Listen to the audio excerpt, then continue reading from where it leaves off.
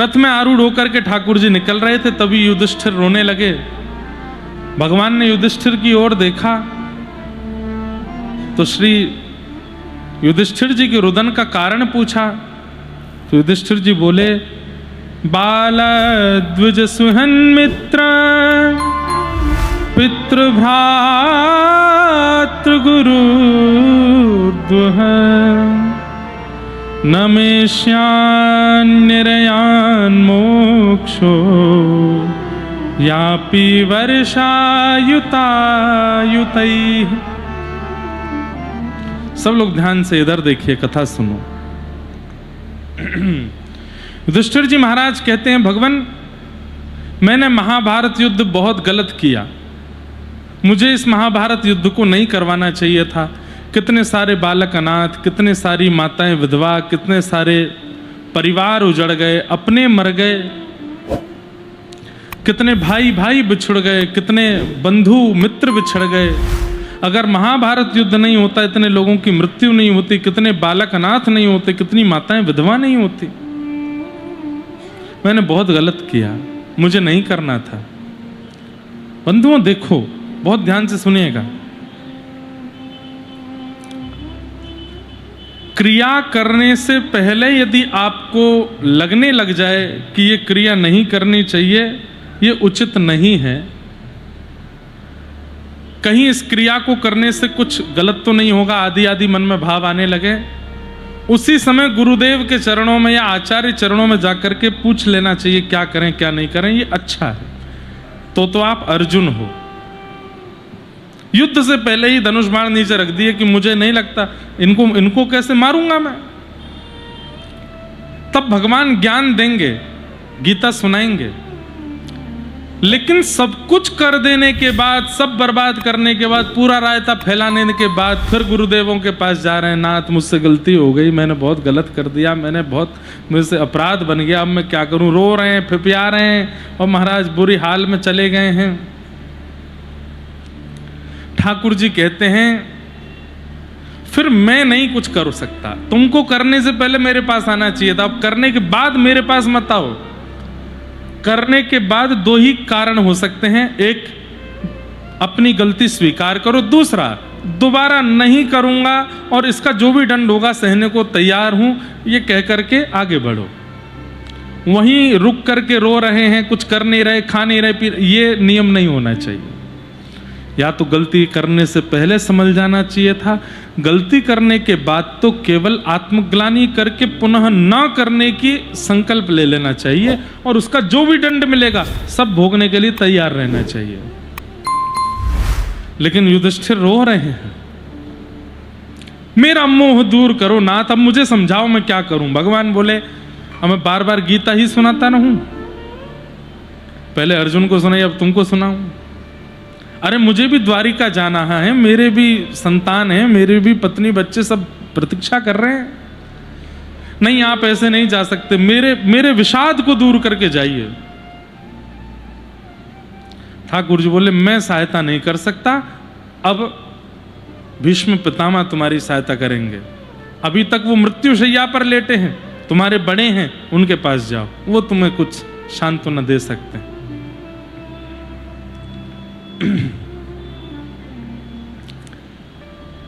पांडव सब भीष्म पितामह के पास जा रहे हैं, ठाकुर जी संग लेकर के जा रहे हैं। बाणों की सैया पर लेटे हैं भीष्म पितामह। जैसे ही पता चला श्याम सुंदर आ रहे हैं, आहा, इतना तो करना स्वामी, जब प्राण तन से निकले, गोविंद नाम लेकर जब प्राण तन से निकले। श्री गंगा जी का तट हो, यमुना का वंशीवट हो, श्री सरजू जी का तट हो, यमुना का वंशीवट हो, मेरा सांवरा निकट हो, जब प्राण तन से निकले, इतना तो करना स्वामी, जब प्राण तन से निकले।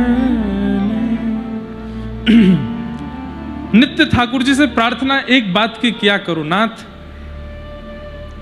हम दिल्ली में रहते हैं, लखनऊ में रहते हैं, गोरखपुर में रहते हैं, मुंबई में रहते हैं, कोलकाता में रहते हैं, चेन्नई में रहते हैं, ऑस्ट्रेलिया में रहते हैं, अमेरिका में रहते हैं, न्यूजीलैंड में रहते हैं, वहाँ रहते हैं, कहीं भी रह रहे हैं, बस नाथ जब भी हमारा अंतिम क्षण आने वाला हो, कैसे भी करके हम वृंदावन पहुंच जाएं, कैसे भी करके अयोध्या पहुंच जाएं, कैसे भी करके काशी पहुंच जाएं, गंगा जी के तट, सरजू जी के तट, यमुना जी के तट, वहीं पहुंचे हों, वहीं प्राण निकलें।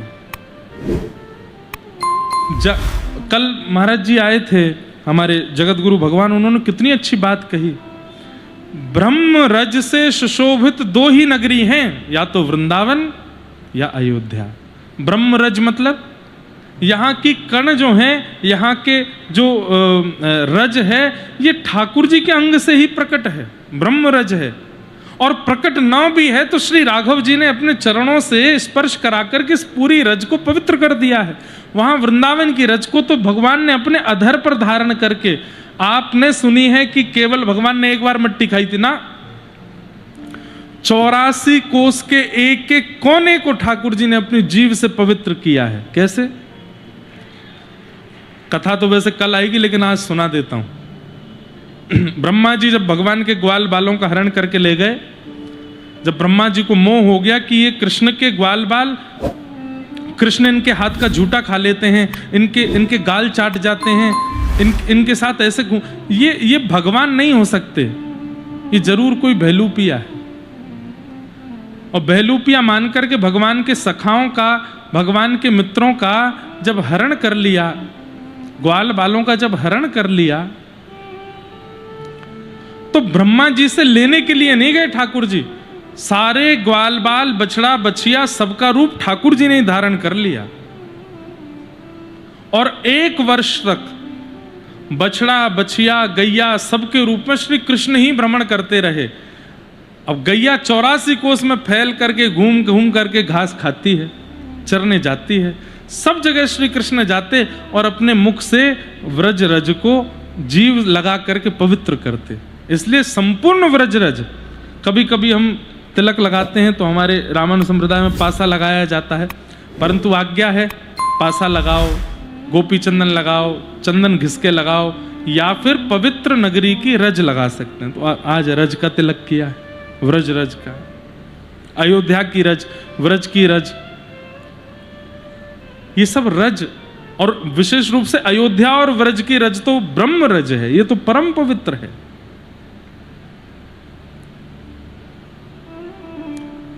इनमें प्राण निकल जाएं तो समझ जाओ कि हमारे जीवन का साफल्य हो गया, सफल हो गया हमारा जन्म लेना। यदि यहां प्राण निकले तो हम सब प्राण छोड़ने ही आए हैं संसार में।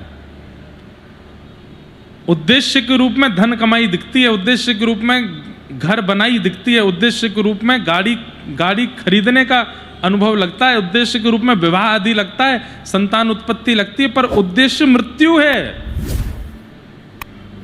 उद्देश्य ये सब नहीं है, उद्देश्य मृत्यु ही है। पर वही मृत्यु हॉस्पिटल में हो जाए, बड़े शहरों में हो जाए, भोगते हुए हो जाए, विषादों में हो जाए, विषयों में हो जाए, तो ये हमारी असफलता है, हम असफल हो गए। लेकिन वही मृत्यु अयोध्या जी में हो जाए, श्री वृंदावन में हो जाए, श्री गंगा जी के तट पर, श्री यमुना जी के तट पर कथा सुनते हुए हो जाए, ठाकुर जी का नाम गुणगान गाते हुए हो जाए, मंदिर में दर्शन करते हुए हो जाए, तो समझो कि हमारा जीवन जन्म लेना सफल हो गया। कि अंतिम श्वास में ठाकुर जी का नाम, कथा, धाम या दर्शन सामने था। असफल नहीं होना है, सफल होना है। और ये सफलता हमारे हाथ में नहीं, मृत्यु का पता तो है नहीं कब आवे, इसलिए ठाकुर जी से ही प्रार्थना करो, और कुछ दो चाहे मत दो, बस अंतिम क्षण यहां दे देना, बस इतनी प्रार्थना है नाथ आपसे।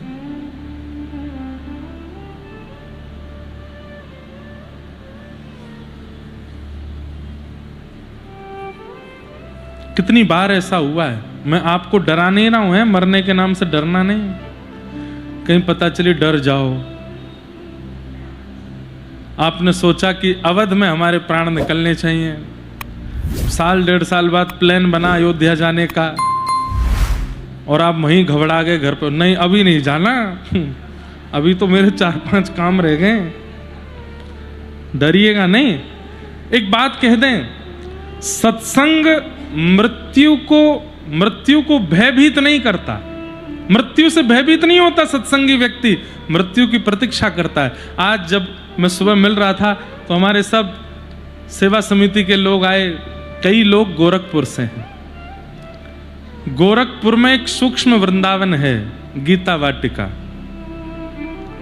एक सूक्ष्म वृंदावन।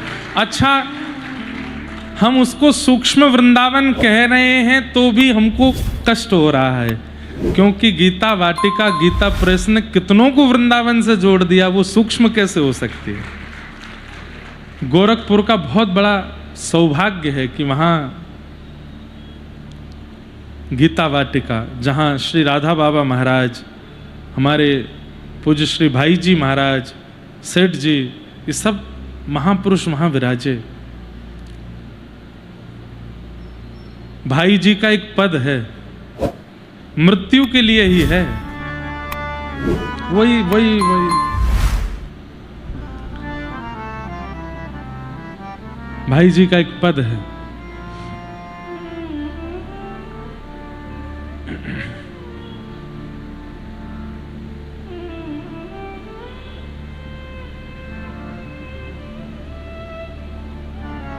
बहुत सुंदर है।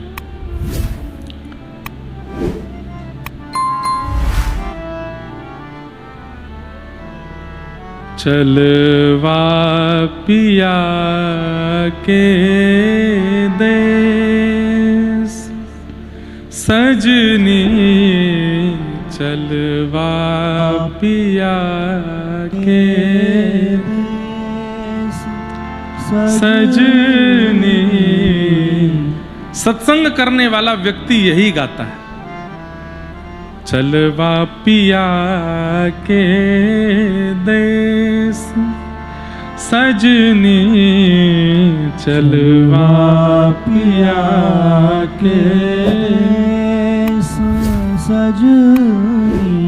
जहां नहीं मोह ममता की रजनी, जहां नहीं मोह ममता की रजनी, जहां नहीं मोह ममता की रजनी, जहां नहीं मोह ममता की रजनी, जहां न बिछोह कलेश,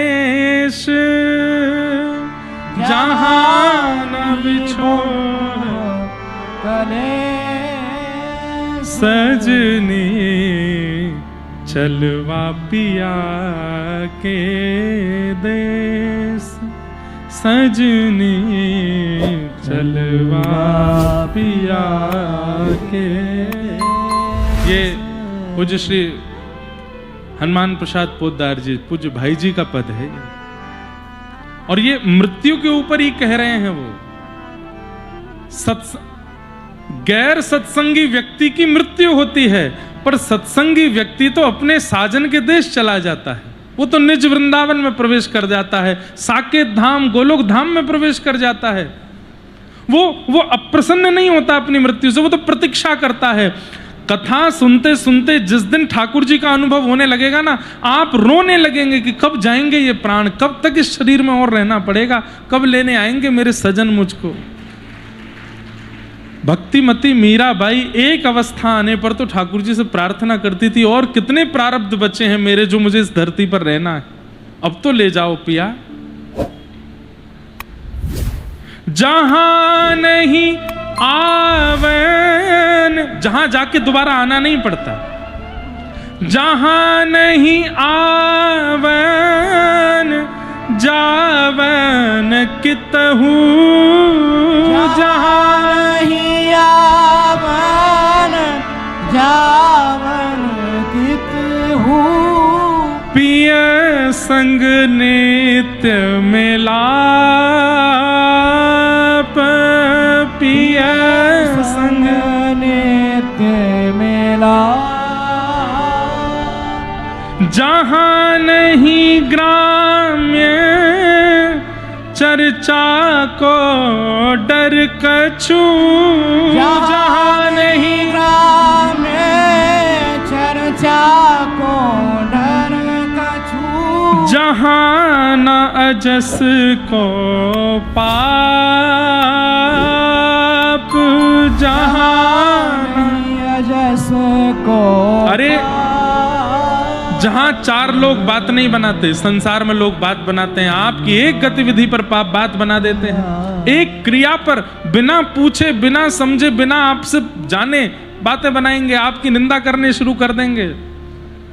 और जहां ना अजस, अजस मतलब अपयश, अपयश को पाप, जहां कोई अपयश नहीं होता है वहां जाने पर केवल पिय से मिलन ही रहता है। वही भोजन है, वही पान है, वही शयन है, वही चलना है, वही फिरना है, बस मिले रहो दोनों, प्रिया प्रियतम और उनके साथ हम। भीष्म पितामह बाणों की सैया पर लेटे हैं, तभी भगवान पांडवों को लेकर के पहुंचे। जैसे ही भीष्म पितामह ने तिरछी नजर करके देखा श्याम सुंदर आ रहे हैं, मृत्यु देवी से बोले बस अब थोड़ी क्षण की प्रतीक्षा और ये सामने आएंगे, इनको देखते हुए प्राण त्याग दूंगा अपने। इच्छा मृत्यु का वरदान मिला, लेकिन भीष्म पितामह ने इच्छा मृत्यु के फल में यही मांगा कि श्याम सुंदर मेरे सामने खड़े होंगे, उनको देखते हुए प्राण त्यागूंगा। भगवान पांडवों को लेकर के पहुंचे, ठाकुर जी को देख करके भीष्म पितामह हाथ जोड़ के प्रणाम करने लगे। बंधुओं देखो कथा तो बहुत है, आज हमें नंदोत्सव तक जाना है, लेकिन हमारा मन नहीं कर रहा भागने का, मन कर रहा धीरे धीरे करते चलें। तो जहाँ तक प्रसंग पहुँचेगा करेंगे, फिर उसके बाद सूक्ष्म में प्रणाम करके नंदोत्सव करेंगे, फिर कल और विस्तार करेंगे, है ना। तो कोई हमको यूँ मत कहना कि भगाओ कथा, सुनो। भीष्म पितामह ने ठाकुर जी का दर्शन किया और जैसे ही दर्शन करके नेत्रों से अश्रु जल गिरने लगे। पांडवों को लगा हम अपना, युधिष्ठिर को लगा मैं अपना मोह दूर करवाने आया हूं, अपना विषाद दूर करवाने आया हूं, कहीं ऐसा ना हो कि पितामह इनको देखते देखते प्राण ही त्याग दे। तुरंत अब यहां पर एक प्रसंग में आचार्य जन कहते हैं कि भगवान तो खड़े हैं भीष्म पितामह के सामने, बाणों की सैया पर लेटे हैं, और पांडव खड़े हैं सिर के पास। तो भाई ज्ञान चाहिए तो चरणों में जाना चाहिए, सिर पर बैठ करके ज्ञान नहीं मिलेगा। पांडव जब घूम करके सामने आए, भीष्म पितामह की दृष्टि पड़ी, कुछ पूछा नहीं है पांडवों ने, केवल मुख की आकृति देख करके समझ गए कि इनके विषाद का कारण क्या है, अविश्वास। क्या कारण है?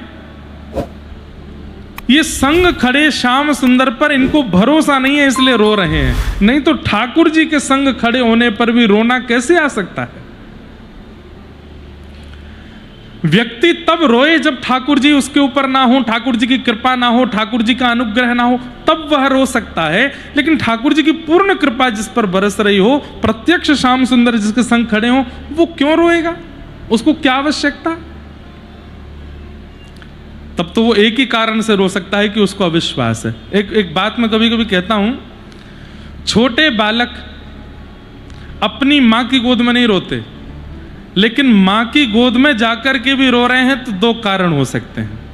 पहला कारण तो या तो उसको भूख लगी है, या दूसरा कारण थोड़ा अटपटा है लेकिन अच्छा है। क्या कई बार छोटे बालक अपनी माताजी का ज्यादा मेकअप देख के समझ नहीं पाते कि हमारी मैया ही है क्या। उनको विश्वास नहीं होता ये हमारी माताजी है।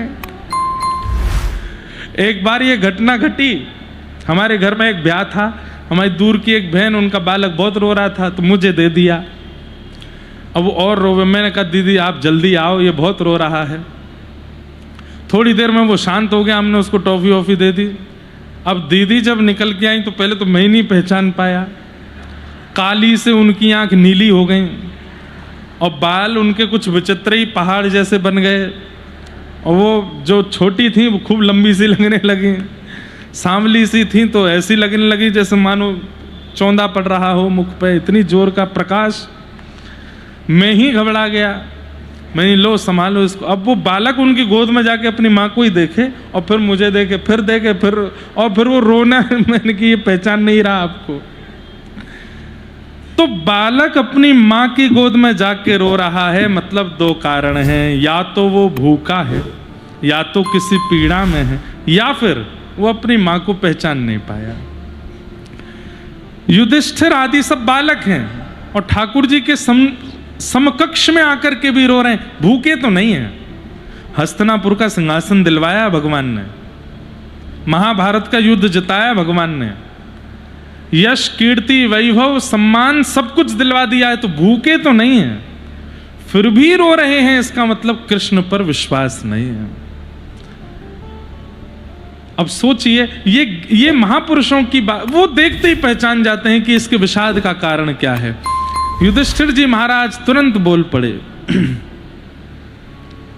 आप लोगों के रोने का कारण मुझे पता चल गया है, मैं केवल एक शब्द में उत्तर दूंगा। क्या? ए सवई भगवान साक्षात दद्यो नारायण पुमान। जिनको आप अपना शांतिदूत मानते हो, ए अर्जुन, जिनको तुम अपना सारथी मानते हो, जिनको तुम अपने मामा का बेटा मानते हो, ये ना तो तुम्हारा भाई है, ना तुम्हारा सारथी है, ना तुम्हारा शांतिदूत है। ए सवई भगवान साक्षात, ये साक्षात भगवान है जो पल पल क्षण क्षण तुम्हारे साथ खड़े हैं पांडवों, फिर भी तुम रो रहे हो। ए सवई भगवान साक्षात दद्यो नारायण पुमान।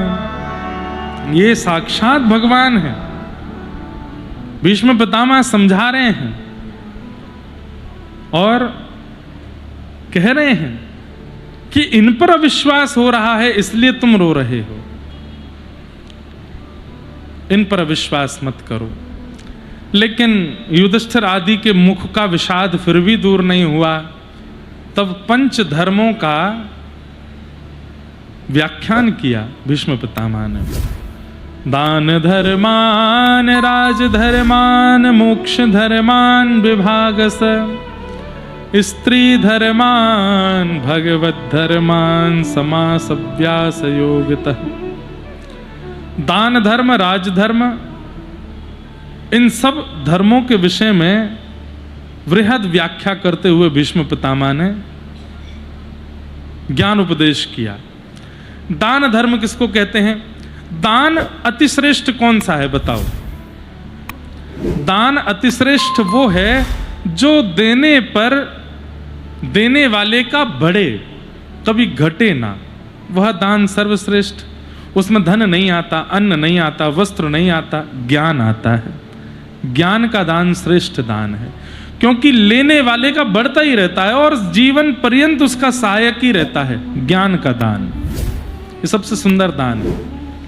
सुनी हुई कथा, सुने हुए प्रसंग, सुने हुए भाव जाकर के उनको सुना देना जो कथा में नहीं आ पाए, जो कथा से वंचित रह जाते हैं, तो आप बहुत बड़े दानी हैं। तब कथामृतम तप्त जीवनम कभी भी रेड़ितम कल्मषापहम। गोपी गीत में गोपियां कहती हैं, श्रवण मंगलम श्रीमदाततम भुवि गृह्णन्ति ते भूरिदा जनाः। इस दुनिया का सबसे बड़ा दानी कौन है? बोले कथा कहने वाला। क्यों? बोले त्रिलोकीनाथ परमात्मा परब्रह्म जगन्नाथ को शब्दों की पुड़िया में बांध करके श्रोताओं को बांट देता है। इतने बड़े परमात्मा जो तीनों लोकों में विराजते हैं, इतने बड़े परमात्मा जिनको 4 मुख से ब्रह्मा भी नहीं समझ पाते, इतने विशेष परमात्मा जिनको पंचानन श्री महादेव भी नहीं जान पाते, उन परमात्मा की सहज सरल व्याख्या करके व्यास शब्दों की पुड़िया में बता देता है और श्रोताजन अपनी जेब में वह पुड़िया धर के ले जाते हैं और पहचान जाते हैं परमात्मा को। इनसे बड़ा दानी कोई नहीं हो सकता। ये कौन कहती हैं? गोपियां। गोपियां कहती हैं। तो सबसे बड़ा दान क्या है? ज्ञान का दान, भक्ति का दान, भाव का दान, प्रेम का दान। ये सबसे बड़ा दान। दान धर्मान, जिनके पास देने के लिए ज्ञान नहीं, वो धन का दान, अन्न का दान, वस्त्र का दान आदि आदि दान करो, पर एक समय आने पर प्रेम दीजिए, भाव दीजिए, ज्ञान दीजिए, भक्ति दीजिए। दान धर्मान, राजधर्म का व्याख्यान किया। राजधर्म क्या है? बोले भ्रातापि भ्रातरम हन्यात येन घोरतरस्ततः। भाई भाई भी आपस में विद्वेषी हो जाते हैं राजधर्म को लेकर के। इसमें कोई बहुत बड़े संशय की बात नहीं, होता ही है, राजधर्म ऐसा ही है। मोक्ष धर्म के बारे में बताया। मोक्ष धर्म क्या है? तो कहते हैं वारी मृथे घृत होत वरु सिकताते बरु तेल, बिन हरि भजन न भवत रही, यह सिद्धांत अपेल। पानी को मथने से मक्खन हो जाएगा, मिट्टी को घिसने से तेल हो जाएगा, लेकिन बिना हरि को भजे आप भव से पार हो पाओगे? कभी नहीं होगा। हरि को भजना ही पड़ेगा, वही मोक्ष धर्म है। बिना हरि भजन के मोक्ष की प्राप्ति नहीं, उसी से ही कल्याण होगा। स्त्री धर्म बताया। भर्तु शुश्रूषणम स्त्रीणाम परो धर्मो यमाय तद्बंधुनाम च कल्याणम प्रजानाम चानुपोषणम। स्त्री धर्म का व्याख्यान करते हुए और फिर भागवत धर्म बताया। अंत में भागवत धर्म कायेन वाचा मनसेन्द्रियैर्वा बुद्ध्यात्मना भा नुषतस्वभावात् करोमि यत् यत् सकलम परस्मै नारायणायेति समर्पयेतत्। ये भागवत धर्म है। जय। इस प्रकार पंच धर्मों का वर्णन किया श्री भीष्म पितामह ने, और पंच धर्मों को बताते हुए भीष्म पितामह ने कहा अब आप लोग सब किनारे हो जाओ, मुझे मेरा काम करने दो। बोले क्या काम? बोले द्वारिकाधीश आप सामने आइए। ठाकुर जी आकर के सामने खड़े हो गए। बोले अब जब तक मेरे प्राण ना निकल जाएं तब तक मेरे सामने खड़े रहिएगा, आपकी रूप छटा को देखते हुए प्राण त्यागूंगा। भगवान बोले आपको इच्छा मृत्यु का वरदान है, अब आप कब तक हमको खड़े रखोगे? बोले अब जब तक हम चाहेंगे तब तक खड़े रखेंगे, खड़े रहो। हमको कभी कभी भक्त चरित्रों में ऐसे भक्त बहुत बढ़िया लगते हैं जो ठाकुर जी से भी नोक झोंक कर ले में। जैसे केवट, राघव जी को बिठा करके केवट जैसे ही नाव पार करने लगे, जैसे ही किनारा आने वाला होवे सोई केवट वापस घुमा ले में, फिर दोबारा से लेकर के किनारे लेके जा में, किनारे आते फिर घुमा ले में। लक्ष्मण जी की भ्रगुटी टेढ़ी होने लगी, सीता जी भी ऐसे थोड़ा सोचने लगी अरे क्या कर रहे हो, बीच भवन में हमको बार बार घुमा रहे हो। लक्ष्मण जी बोलने लगे कुछ नहीं किया केवट ने। सिया जी के भी मुखमंडल पर थोड़ी झलक तो आ गई थी, लेकिन तब भी केवट ने, वो प्रतीक्षा कर रहा था ये बोले कुछ, ये सांवरे सलोने बोले तब जवाब दूंगा। जब 2-4 बार किनारे नहीं ले जाया गया तो बोल पड़ा। राघव जी बोले भैया क्या कर रहे हो, इतनी देर हो गई है, तुम बीच भंवर में हमारी जो नाव घुमा रहे हो, किनारे क्यों नहीं लगा देते हो? तुरंत केवट ने अपनी पतवार रखी, बोले अब उत्तर दूंगा। बोले आप 4 बार में घबरा गए हो, जो 84 लाख बार हमको घुमाते रहते हो यहाँ से वहां, तब आपको जरा भी नहीं लगता कि एक किनारे लगा दे इनको? आपके मन में तब जरा भी नहीं आता कि इनको एक कोने पे पहुंचा दें? हमारा कोने पे पहुंचना होता ही है, फिर दूसरा जन्म दे देते हो हमको। 84 लाख बार घुमाते ही रहते हो आप, 4 बार में ही घबरा गए। ऐसे भक्त हमको बहुत बढ़िया लगते हैं जो ठाकुर जी को भी उत्तर देते हैं कभी कभी, लेकिन ऐसे भक्त जो हैं वो अत्यंत प्रेमी होते हैं, प्रेम के वशीभूत ही होते हैं। भीष्म पितामह बोले सामने ठाड़े रहिए, ठाड़े रहियो ओ बांके लाल रे, ठाड़े रहियो ओ बांके लाल रे, ठाड़े रहियो। ठाकुर जी सामने खड़े, भगवान का मुख थोड़ा सा मुरझा गया। क्यों? इच्छा मृत्यु का वरदान है भीष्म पितामह को। अगर इसके मन में आ गई कि साल 2 साल 5 साल ये खड़े ही रहे, मैं देखता रहूंगा तो मैं हिल नहीं पाऊंगा। तभी भीष्म पितामह बोले सदैव देवो भगवान प्रतीक्षताम् कलेवरं यावदिदं हिनोम्य प्रसन्नहासारुणलोचलोल्लसत् मुखाम्भुजो ध्यान पतश्चतुर्भुज।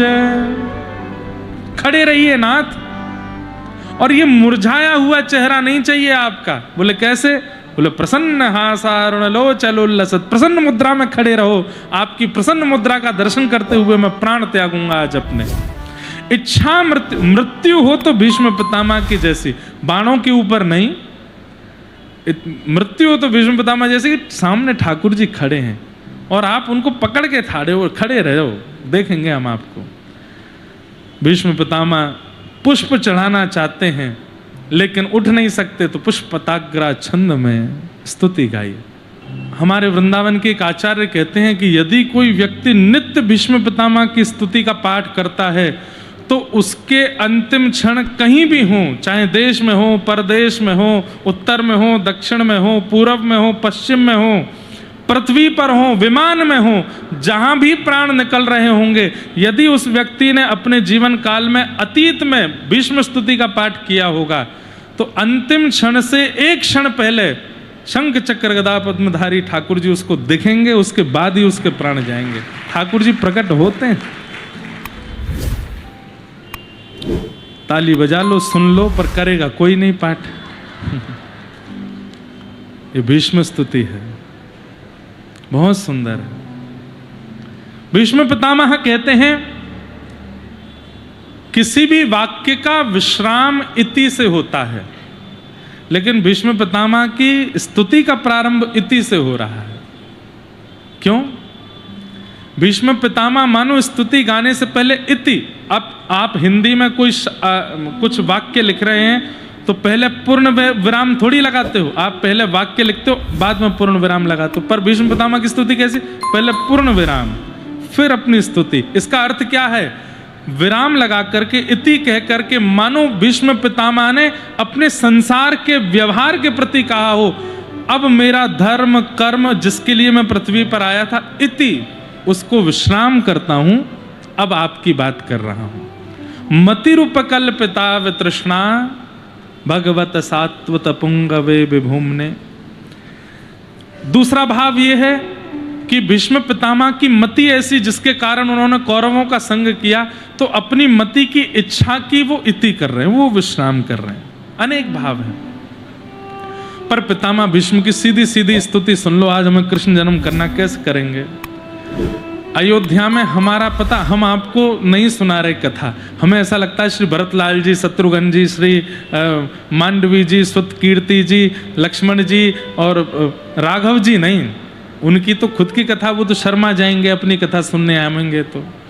लेकिन सब अयोध्यावासी और अयोध्या के सब लोग आए हैं कथा सुनने के लिए, और वो ये सुनने आए हैं कि हमारे राघव जी ने द्वापर में कैसी लीला करी, नेक्स्ट सुना हो तो ऐसा भाव लगता है। इसीलिए हम मानव या श्रोता विचार करके सुनावें तो हम आपके सुख का विचार करके कभी भजन भी गा देंगे, कीर्तन भी गा देंगे, जल्दी जल्दी कथा इधर उधर भी करेंगे, पर हमको लगता है कि वे लोग सुन रहे हैं, इसलिए हम स्थिर हो जाते हैं एक ही जगह पर।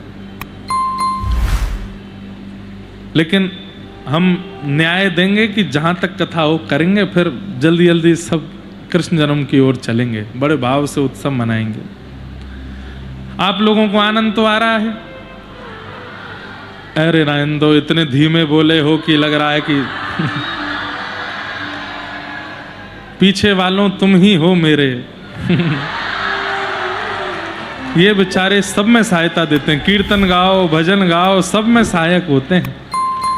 पर आगे वाले भी बढ़िया ही हैं बेचारे, कुछ कहते थोड़े ही हैं,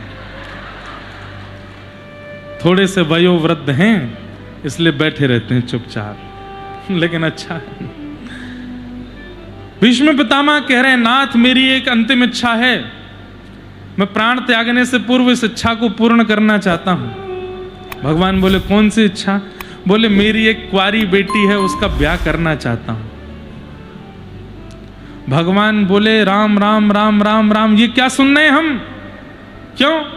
अरे पितामह, आप तो ब्रह्मचारी हो, आपने तो ब्याह ही नहीं किया कभी भी, और इसी के लिए आपको इच्छा मृत्यु का वरदान मिला।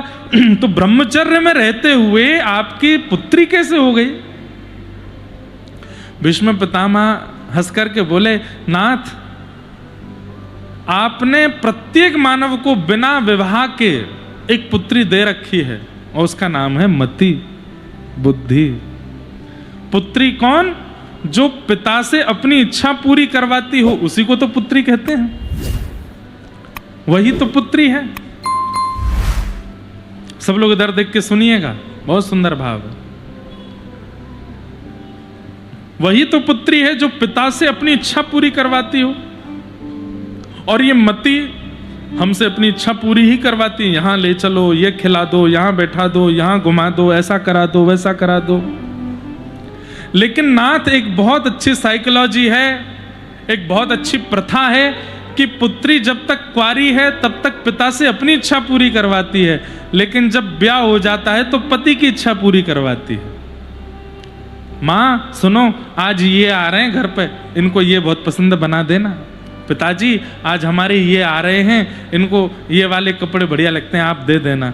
पिता कहती है ना, जो बहनें, हमारी भी 3 बहनें हैं, हमको पता है कि जब आती हैं पतिदेव के साथ तो उनकी प्रिय जो वस्तु है वो घर में बनेगी, उनको जो प्रिय लगता है वैसे कपड़े आवेंगे, उनको जो प्रिय लगती है वो मिठाई आवेगी।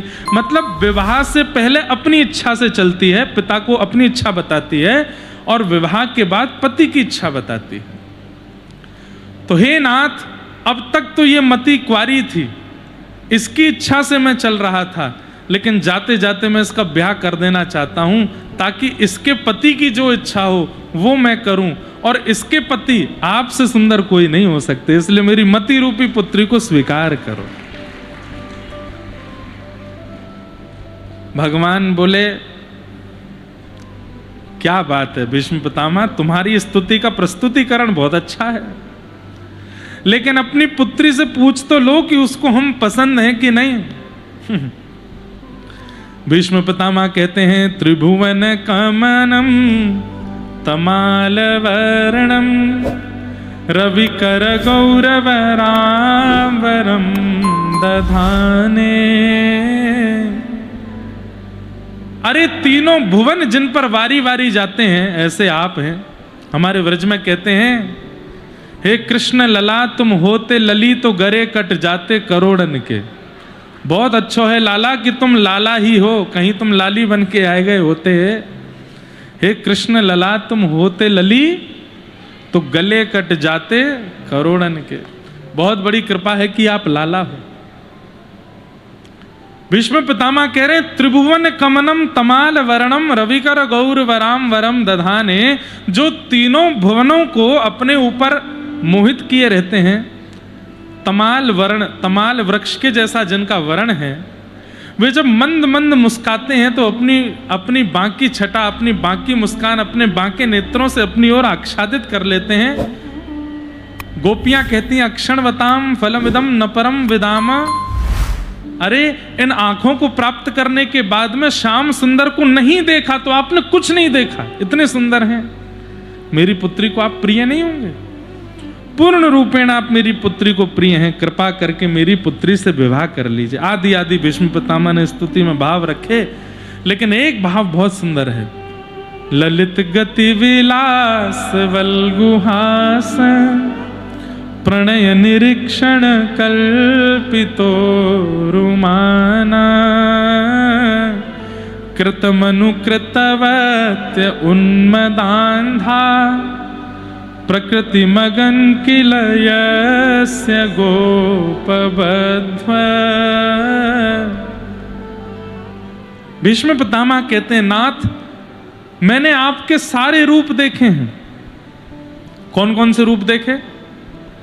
बोले आपका सुदर्शन चक्र धारण रूप देखा है, चतुर्भुज रूप देखा है, आपका द्वारिकाधीश रूप देखा है, आपका शांति दूत रूप देखा है, आप घोड़ों की चावक लगाम लेकर के दौड़ाते हैं, द्रुत गति से इधर से उधर, इधर से उधर अर्जुन के रथ को दौड़ाते हैं। मैंने आपके सारे रूप देखे, लेकिन एक रूप देखने की मेरी बड़ी इच्छा है।